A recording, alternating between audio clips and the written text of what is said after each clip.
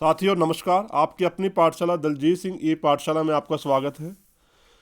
काफ़ी दिनों से साथी जो है, जो हरियाणा कौशल रोजगार निगम पर जिनका डाटा जो है जाना है दूसरे विभागों से, जो कच्चे लगे हुए हैं कर्मचारी या दैनिक भोगी हैं या वेतन जो अनुबंध आधार पर हैं या आउटसोर्सिंग पॉलिसी 1 और 2 या फिर जो मिनिमम वेजेस पर लगे हुए हैं, काफ़ी विभागों में लगे, उनका डाटा जो है हरियाणा कौशल रोजगार निगम पर जाना है अब। लेकिन उनके पत्र भी जारी हो चुके हैं। जैसे हरियाणा में जो बस कंडक्टर लगे हुए थे उनको हटा दिया गया था और अब उनको लेटर जारी हो चुका है। जैसे चौकीदार है हरियाणा स्कूलों में, NSQF का डाटा जो है, और भी दूसरे दूसरे विभागों में जिस भी पोस्ट पर लगे हुए हैं जो ऐसे कर्मचारी, उन सब का डाटा जो है अब हरियाणा कौशल रोजगार निगम के तहत भरा जाना था। इसके लिए लेटर भी बाकायदा जारी हुआ था, लेकिन काफ़ी साथियों को पता नहीं था भी। तो इसके लिए मैं आज क्लियर डिटेल आपको लेके आया हूँ। इसके लिए मैं आपको बाद में बताऊँगा कि कहाँ अपने यूजर आईडी और पासवर्ड है। सबसे पहले हम डाटा दे लें बढ़ना क्या है। ये आएगा आपको ऐड एम्प्लॉय डिटेल में। यहाँ पर जैसे ही हम खोलेंगे यूजर आईडी पासवर्ड लगाकर आपका डाटा आया हुआ है, जैसे NSQF के जो कर्मचारी उनका डाटा आया हुआ है, तो वो तो वेरीफाई, सिर्फ उनको तो सिर्फ वेरीफाई करना है। मैं बताऊंगा कैसे वेरीफाई होगा।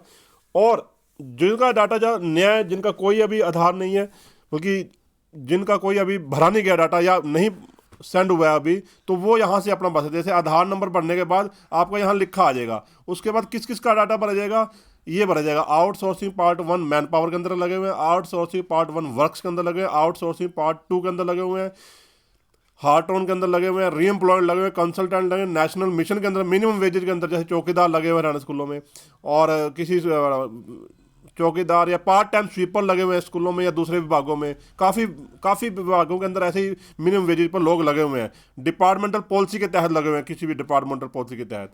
तो इसमें डाटा कैसे भरेंगे? वैसे तो जिनका डाटा आ चुका है वो अपने आप ही शो करेगा आपको, जैसे ही आप अपने विभाग की जो है यूजर आईडी पासवर्ड भरेंगे, वो बताऊंगा मैं कैसे भरना है। जैसे ही आप यूजर आईडी पासवर्ड, उनका डाटा जिनका आया हुआ है वो यहाँ आपको शो हो जाएगा। जिनका नहीं भरा हुआ है वो अपना आधार नंबर, जैसे मैं अपना आधार नंबर भरूंगा 56।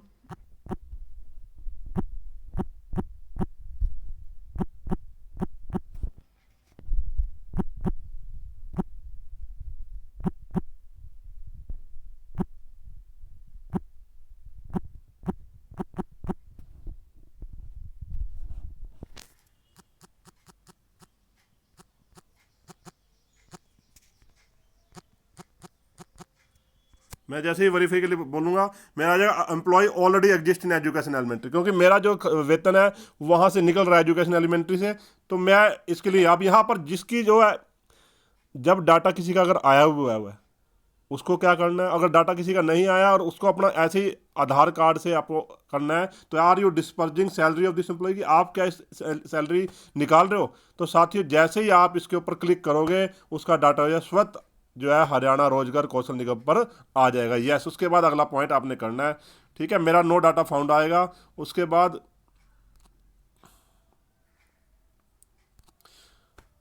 अगला कार्य क्या करना है वो बताता हूँ मैं आपको। ये मैं लॉग आउट हो चुका हूँ, देखो वहां से, यहाँ से।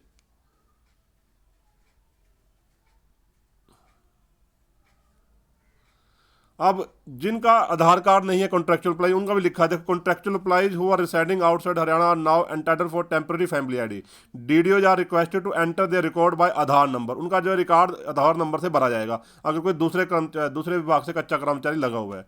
अगर in case your department not registered, department जो HRMS पे नहीं, अगर HRMS में नहीं होगा तो यहाँ शो नहीं हो, तो उसके लिए डिटेल आपने भेजनी है। देखो, email, mobile, user name, name, organisation, किसी भी विभाग में आप लगे हुए, किसी भी विभाग में हरियाणा के लगे हुए हैं, organisation code, district name, name of admission, department, office name, please send the following detail in the above format of cridhariana@haryana.gov.in। इस पे आप देखो, आप लिख भी सकते हैं, इस पर आप अपनी डिटेल भेजेंगे अगर आपका जो विभाग का जो डाटा है वो HRMS पर नहीं है। वैसे तो हरियाणा के सभी विभाग जो है HRMS में है, लेकिन कुछ बोर्ड, कुछ निगम ऐसे हैं जो अभी HRMS पर नहीं है, उनके लिए अभी तो ऐसे करना है। तो साथियों अगर ये करना कैसे है मैं बता देता हूँ। जैसे ही आप हरियाणा PPP हरियाणा लिखेंगे, एक साइट ऐसे आपको दिखेगी, इस पे आपने जाना है, यहाँ नीचे लॉगिन वाला बटन दबाना है। उसके बाद आपके जो डिपार्टमेंट, जिस ऑफिस में आप लगे हुए हैं, उसकी जो ई सैलरी की जो यूजर आईडी और पासवर्ड है चेकर की, वो आप लगाएंगे तो आपका डाटा जो है वो भरा जा सकता है। इसके लिए आप मार्गदर्शन चाहें तो मार्गदर्शन भी मांग सकते हैं डाटा भरने से पहले, क्योंकि अगर किसी को, कोई कर्मचारी का जो DDO है वो सोचता है कि अभी मेरे पास लेटर नहीं आया, तो वो मार्गदर्शन मांग सकता है। अगर कोई कर्मचारी कहता है कि मेरा जो है डाटा इस पर आप भरें, तो इसके लिए आप मार्गदर्शन अपने उचित अधिकारी से मांगे। अगर मार्गदर्शन 1-2 दिन में आ जाएगा, उसके बाद अपना डाटा जो आप इसी तरीके से भर सकते हैं। इसके बाद भी अगर आपको कोई परेशानी आती है डाटा भरने में, तो आप मुझे मेरे कमेंट बॉक्स में लिखिए, मैं उसका भी समाधान करने की कोशिश करूँगा। और ज़्यादा जानकारी के लिए आप मेरे चैनल्स को सब्सक्राइब करिए और बेल आइकन का बटन जरूर दबाइए। धन्यवाद साथियों, जय हिंद साथियों।